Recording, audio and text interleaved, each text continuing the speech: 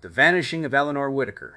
The village of Ashford Hollow was a place where time seemed to stand still, nestled between mist-laden hills and the restless sea. Its narrow cobbled streets wound through crooked houses with overgrown gardens, and the air was thick with the scent of damp earth and salt. The people of Ashford Hollow were not known for their warmth, nor for their gaiety. They were a quiet, watchful lot, bound together by an unspoken understanding that the past held secrets best left buried. And yet, in the year of the Vanishing, a shadow fell over the village that no one could ignore. It began with the absence of Eleanor Whitaker, a young woman whose name had once been spoken with a mixture of admiration and unease. Eleanor had lived alone in the old manor, at the edge of the village, a place that had long been the subject of whispered rumors and half-forgotten tales.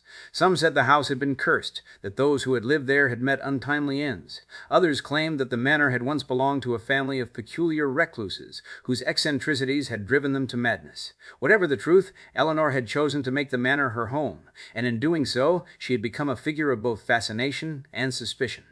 Her disappearance was not sudden, nor was it marked by any obvious signs of distress. No one had seen her leave the manor that final evening, and no one had heard the sound of her footsteps on the cobbled path that led from the house to the village. The only clue was the locked door of the manor, the key to which had vanished without a trace.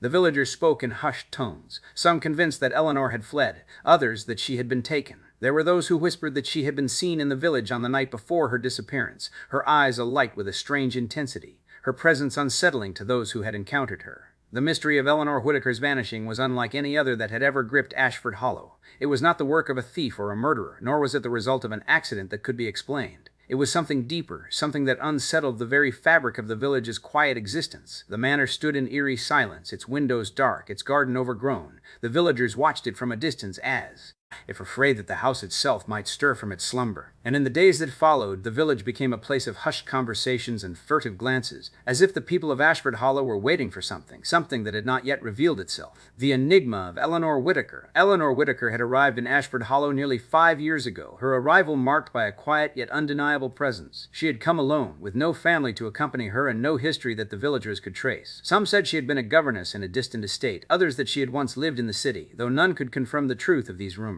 What was certain, however, was that Eleanor had been drawn to the old manor, as if the house had called to her beeled like Rustop in some unspoken way. From the moment she had taken up residence in the manor, Eleanor had been a mystery to the villagers. She rarely ventured into the village, and when she did, she moved with an air of detachment, as though she belonged to a world far removed from the quiet life of Ashford Hollow.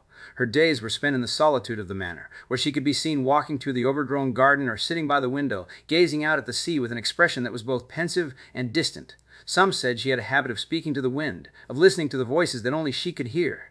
Others claimed she had a peculiar obsession with the old family that had once lived in the house, studying their history with an arrogant intensity that bordered on obsession. Eleanor had once been a vibrant young woman, with a keen mind and a sharp wit that had made her a favorite among those who had known her before she had come to Ashford Hollow. She had a way of drawing people in with her words, of making them feel as though she understood them in a way that few ever did. Yet, there was something about her that had always set her apart, something that had made her both fascinating and unsettling. Some said she had been haunted by a past that she refused to speak of, while others believed that she had been searching for something, though no one could say what. Her relationships with the villagers had been strained, yet not entirely hostile. She had once been seen speaking with the old fisherman, Thomas, who had lived on the outskirts of the village for as long as anyone could remember.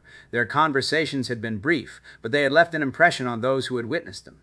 Some said Eleanor had asked Thomas questions about the sea, about the tides, about the old stories that the villagers told of the manor. Others said that she had asked him about the strange lights that sometimes flickered in the distance, the ones that no one else seemed to notice. But the most unsettling thing about Eleanor was the way she had spoken of the manor. She had never spoken of it with fear, nor with reverence. Instead, she had spoken of it with a strange intensity, as though it held something that she had been searching for all her life. And in the weeks before her disappearance, that intensity had grown, as if she had come closer to whatever it was that had drawn her to the manor in the first place: the village's unease. The disappearance of Eleanor Whitaker had cast a shadow over Ashford Hollow, but it was not only the villagers who felt the weight of the mystery. Each person in the village had their own perspective, their own suspicions, and their own reasons for being drawn into the enigma that surrounded Eleanor's vanishing. Some viewed her with a mixture of fear and curiosity, while others saw her as a threat to the quiet order that had governed their lives for generations. Mrs. Hargreaves, the village's most respected and long-standing resident, had always been wary of Eleanor. She was a woman of strict principles, and she had never liked the idea of a stranger settling into the manor. To her, Eleanor had been an outsider, someone who did not belong in the village and whose presence had only served to stir up unease. Mrs. Hargreaves had often spoken of the old family that had once lived in the manor, of the strange things that had happened to them, and of the way the house had seemed to draw people in, only to leave them changed. She had never believed in the rumors of curses or ghosts, but she had always felt that the manor was a place that held secrets best left undisturbed. Then there was Thomas, the old fisherman who had once spoken with Eleanor in the weeks before her disappearance. He had always been a man of few words, but he had never been able to shake the feeling that Eleanor had been different from the others who had come to the village in search of something. He had told others that she had asked him questions that no one else had ever asked, questions about the sea, about the tides, about the strange lights that sometimes flickered on the horizon. He had never spoken of the conversation he had had with her the night before she vanished, but he had always looked at the manor with a strange expression, as if he knew something that the rest of the village did not. And then there was the Reverend, who had once been Eleanor's father. He had not spoken to her in years, not since the day she had left their family home and disappeared from their lives. He had always believed that. She had been searching for something, that she had been drawn to the manor in the hope that it would answer the questions that had haunted her for so long. But he had never understood why she had chosen to return to the village, to the place where she had once lived with her family. He had always believed that the manor was a place of sorrow, of loss, and that it had taken more than one life in its time. The villagers had never spoken of Eleanor in the same way as they had spoken of others who had disappeared from the village. She had not been a stranger to them, not in the way that the missing had been. She had been one of them in a way that the missing had been. She had been one of them in a way, though she had never truly belonged. And now, with her absence, the village had been left with a question that no one could answer, a mystery that had taken root in the very heart of Ashford Hollow: the arrival of Inspector Langley. The arrival of Inspector Langley in Ashford Hollow was met with a mixture of curiosity and apprehension.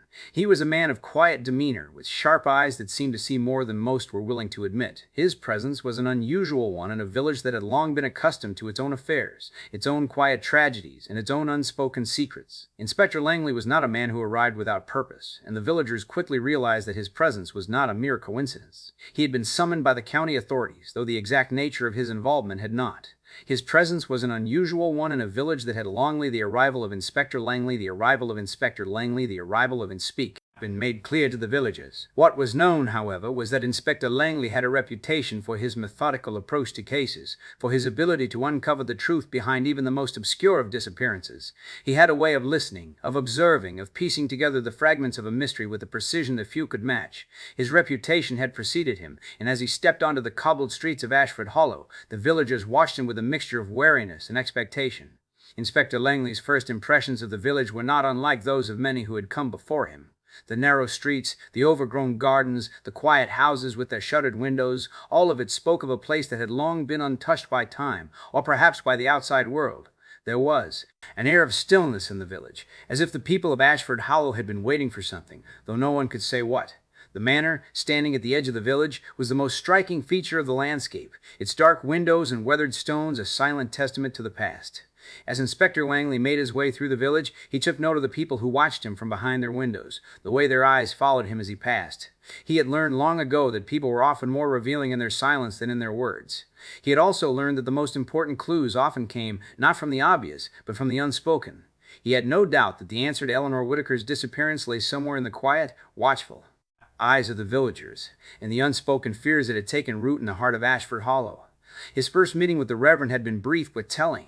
The Reverend had spoken in measured tones, his words carefully chosen, as if he was afraid that even the smallest misstep might reveal something that should remain hidden.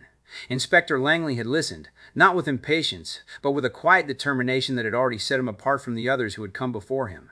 He had not come to Ashford Hollow for the sake of the villagers, nor for the sake of the mystery itself. He had come for the truth, and he intended to find it. The manor's secrets. Inspector Langley stood before the manor, its dark silhouette against the pale morning sky. The house had not changed in the years since Eleanor Whitaker had taken up residence within its walls, yet something about it had shifted, as if it had been waiting for this moment. The air around it was thick with the scent of damp earth and old wood, and the silence that surrounded it was almost oppressive. The villagers had spoken of the manor in hushed tones, of the strange lights that sometimes flickered in its windows, of the strange sounds that had been heard from within its walls. But now, with Eleanor Whitaker's disappearance, the manor had become something more than a place of whispered rumors. It had become a mystery that had to be unraveled. The front door of the manor was locked, its heavy wooden frame weathered by time. Inspector Langley stepped forward, his sharp eyes scanning the house for any sign of disturbance. The garden, once carefully tended, was now overgrown with ivy and wild flowers, as though nature had taken back what had been left behind. The windows, though dark, seemed to watch him as he approached, their reflections distorted by the morning mist. He had heard the villagers speak of the manor as a place of sorrow, of loss, and of secrets that had never been spoken. He had also heard the stories of the old family that had once lived there, of the strange things that had happened to them, and of the way the house had seemed to draw people in, only the way the house had seemed to draw people in, only to leave them changed. Inside, the manor was a place of silence, of dust, and of shadows. The air was thick with the scent of old wood and something else, something that Inspector Langley could not quite place. The furniture was old, its surfaces worn by time, and the books that lined the shelves had their pages yellowed with age. The house had not been disturbed in the weeks since Eleanor's disappearance, and yet there was something about it that felt as though it had been waiting for him. As he moved through the house, he found himself drawn to the study, a room that had once belonged to Eleanor. It was the only room that seemed untouched by the passage of time, as though Eleanor had left it just as she had found it. The desk was still, the chair still, and the books still lined the shelves. But on the desk there was a journal, its pages filled with the delicate script of Eleanor Whitaker. He opened it carefully, his fingers tracing the ink as he read the words that had been written in the final days before her disappearance. The entries were filled with strange observations, with questions that had no answers, with a sense of urgency that had only grown stronger as the days passed. There were mentions of the manor, of the old family that had once lived there, of the strange lights that had flickered in the distance. There were also mentions of something else, something that Eleanor had been searching for, though she had never been able to name it. As he turned the pages, Inspector Langley found a final entry, one that was written in a hand that was slightly unsteady, as though the writer had been writing in haste. It read, "I am not going. I am staying. I am not going. I am staying. I am not afraid anymore. Ost H.A." and Fichteering that had never been able to name it. As he turned the pages, Inspector Langley found a final entry, one that was written in a hand that was lightly unsteady. The fret. Then, the page was blank. The obsession of Eleanor Whitaker. Inspector Langley's fingers tightened around the journal as he reread the final entry, his mind racing through the implications. The words were cryptic, but they spoke of something more than mere fear or hesitation. There was a determination in them, a resolve that suggested Eleanor Whitaker had not merely been searching for something, she had been compelled to find it. And now, as he stood in the silence of the manor, he could not shake the feeling that he was standing at the center of a mystery that had consumed Eleanor in its depths. He turned the pages once more, scanning the entries for any further clues, any indication of what had driven her to the manor, what had kept her there, and Whitaker had not merely been searching for something, she had been compelled to find it. And now, as he stood in the silence of the manor, he could not shake the feeling that he was standing at the center of a mystery that had consumed Eleanor in its depths. He turned the pages once more. Disappearance. The journal spoke of strange occurrences, of things that had been seen and heard, of the way the house had seemed to change when she had arrived. There were references to the old family that had once lived there, to the stories that had been passed down through the generations, and to the way the house had drawn people in, only to leave them changed. And then there was something else, something that had not been mentioned before. A name, written in the margins of one of the pages, barely visible beneath the ink of the main text. Eleanor Whitaker's mother. A chill ran through Inspector Langley as he traced the name with his fingertips. He had heard the villagers speak of Eleanor's mother, though no one had ever known the full story. It was said that she had died under mysterious circumstances, that she had been found in the manor, her body never claimed by any of the family that had once lived there. But now, as he read the name in Eleanor's own handwriting, he could not help but wonder if there was more to the story than the villagers had ever known. He turned to the next page, his mind working through the possibilities. If Eleanor had been searching for something, then it had not been the house itself, nor the stories that had been told about it. It had been something else, something that had been buried within the walls of the manor, something that had been buried within the walls of the manor, something that had been hidden from the world for as long as the manor had stood. And if that was the case, then Eleanor had not simply been drawn to the manor. She had been searching for something that had been lost, something that had been left behind by her mother. Inspector Langley exhaled slowly, his thoughts turning inward. He had always believed that love was a force that could shape a person, that it could drive them to do things that others would never understand. But in this case, it was not love that had consumed Eleanor. It had been obsession, a need to uncover the truth, to find the answers that had been buried within the manor, to understand the past that had shaped her. And now, as he stood in the silence of the house, he could not help but wonder whether Eleanor had finally found what she had been searching for, or whether she had been searching for, or whether she had been left behind by her mother. Inspector Langley sat in the dim light of the study, the journal open before him, his mind racing with the implications of what he had just uncovered. Eleanor Whitaker had not merely been drawn to the manor. She had been searching for something, something that had been left behind by her mother. The name she had written in the margins of the journal was not just a reference to her past. It was a clue, a thread that led back to the heart of the mystery. He rose from his seat and moved through the manor, his steps careful as he searched for anything that might confirm what he had begun to suspect. The house was silent, its walls thick with the weight of time, but he could feel the presence of something else, something that had shaped Eleanor's final days, something that had shaped Eleanor's final days, something that had shaped Eleanor Whitaker. Driven her to the manor, to the house where her mother had once lived. He had heard the villagers speak of the old family that had once called the manor home, of the strange things that had happened to them, of the way the house had seemed to draw people in, only to leave them changed. But now, with Eleanor's journal in hand, he realized that the manor had not merely been a place of mystery. It had been a place of connection, of inheritance, of something that had been left behind for generations. He found the room at the end of the corridor, the one that had been locked since Eleanor's disappearance. The door was old, its iron handle rusted with time, but it yielded to his touch, as if it had been waiting for him to find it. Inside, the air was thick with the scent of old wood and something else, something that had been hidden for far too long. The room was small, its walls lined with portraits, each one depicting a member of the old family that had once lived in the manor. And at the center of the room, on a pedestal, was a single portrait of Eleanor's mother. The painting was old, the colors faded, but the eyes of the woman in the portrait were still vivid, still watching.